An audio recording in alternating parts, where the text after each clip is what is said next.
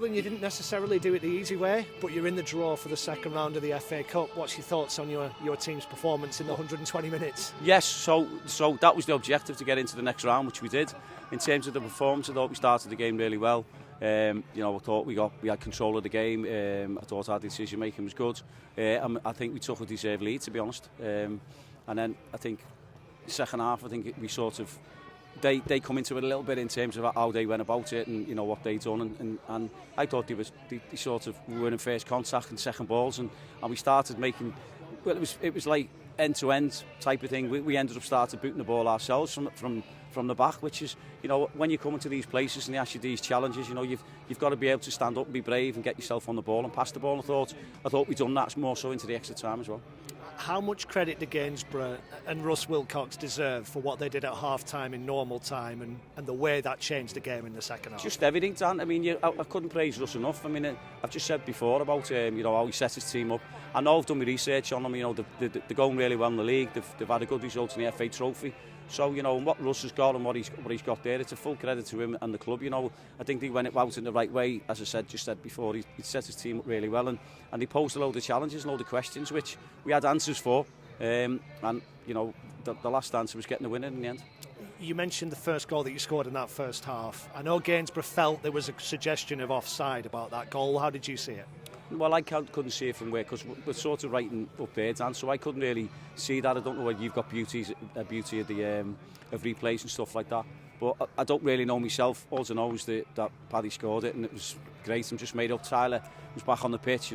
He's assisted Paddy, and Paddy's tapped it in. Just on the extra time, obviously the Gainsborough goal lifts the place and forces that extra time. What do you say to the players in that few moments you get with them before you get going for the extra half an hour? How do you re-energise them to go again? Well, it was just a refocus, to be honest, and a reset. I didn't like the way some of it was going. I said to him, we needed to get control of the ball, stop playing the game the way I was seeing it, in terms of we were going back to front too quick.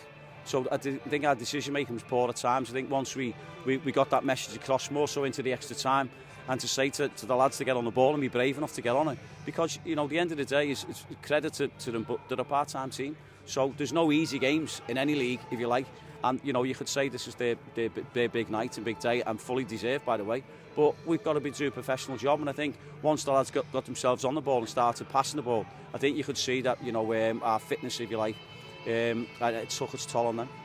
You've been on the other end of this, haven't you, at Anfield earlier this year, where it was your day even though you lost the game.